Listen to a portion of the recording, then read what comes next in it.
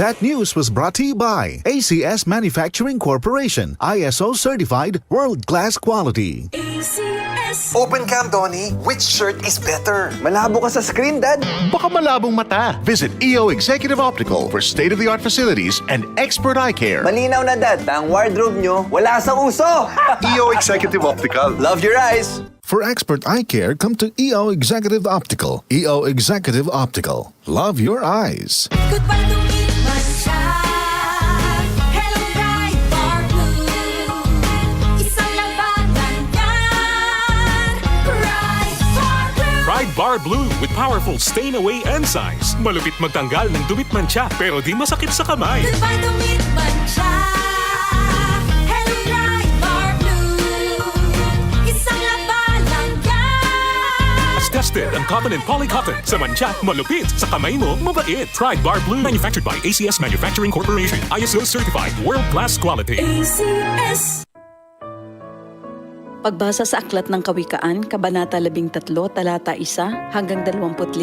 Ang anak na may unaway nakikinig sa kanyang ama, ngunit walang halaga sa palalo ang paalala sa kanya. Natatamo ng mabuti ang bunga ng kanyang kabaitan, ngunit ang ninanasan ng masama ay puro karahasan. Ang maingat magsalita ay nag-iingat sa kanyang buhay, ngunit ang taong madaldal ay nasasadlak sa kapahamakan. Ang tamad ay nangangarap ngunit hindi natutupad, ang hangarin ng masikap ay laging nagaganap. Ang taong matuwid ay namumuhay sa kasinungalingan, ngunit ang salita ng masama ay nakakahiyang pakinggan. Ang mabuti iniingatan ng kanyang katuwiran, ngunit ang masamay ipinapahamak ng likong pamumuhay. May taong nagkukunwang mayaman subalit wala naman, ngunit ang iba'y nag-aayos mahirap bagaman sila ay mayaman. Ang yaman ng isang tao ay pantubo sa kanyang buhay, ngunit sa isang mahirap, ito ay hindi nakababahala. Ang matuwid ay tulad ng maningning na ilaw, ngunit ang masama ay lamparang namamatay. Ang kapalaluan ay nagbubunga ng kaguluhan, ngunit ang pakikinig sa payo ay nagbabadya ng karunungan. Ang kayamanang tinamo sa daya ay madaling nawawala, ngunit ang kayamanang pinaghirapan ay pinagpapala. Ang matagal na paghihintay ay nagpapahina ng kalooban, ngunit ang pangarap na natupad ay may dulot na kasiyahan. Ang nagwawalang bahala sa payo ay hahantong sa sariling kapahamakan, ngunit ang nagpapahalaga sa utos ay gagantimpalaan.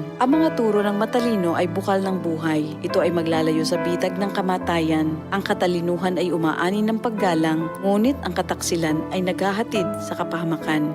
Ang katalinuhan ng isang tao ay nakikita sa kanyang gawa. Sa kilos ay nakikilala ang taong walang unawa. Ang masamang tagapagbalita ay lumilikha ng kaguluhan, ngunit ang mabuting tagapamagitan ay lumulutas ng alitan. Kahihiyan ng kasasadlakan ng hindi nakikinig sa saway, ngunit ang tumatanggap ng payo ay mag-aani ng karangalan. Ang pangarap na natupad ay may dulot na ligaya, ngunit ayaw iwan ng masama ang kasamaan niya. Ang nakikisama sa may unawa ay magiging matalino, ngunit ang kasama ng mangmang ay masusuong sa gulo. Ang hinaharap ng masama ay kahirapan sa buhay, ngunit sagana ang pagpapalang sa matuwid ay naghihintay. Ang matuwid ay nag-iiwan ng pamana hanggang sa kaapu-apuhan, at sa matuwid na uuwi ang naipon ng isang makasalanan. Ang bukid ng mahihirap may pangakong kasaganaan, ngunit ito'y nasasayang dahil sa kawalan ng katarungan. Mapagmahal na magulang, anak ay dinidisiplina. Anak na di napapalo, di mahal ng magulang. Ang matuwid ay sagana sa lahat ng kailangan, ngunit ang masama ay palagi namang nagkukulang.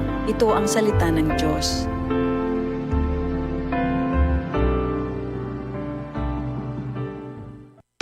Ang mga pinagkakatiwalaan na personalidad handa ng makasama at mapakinggan sa kanilang mga bagong programa, mga bagong oras, mabilis na balita at serbisyo publiko. Abangan sa radyo at online. Pagtulong, pagtabang, tatak RMN. Dito sa DZXL News 558 kHz RMN Manila.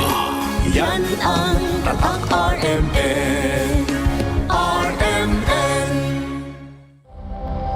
Ito ang DZXL News 558 kHz. 6 na dekadang maaasahan sa balita at serbisyo publiko.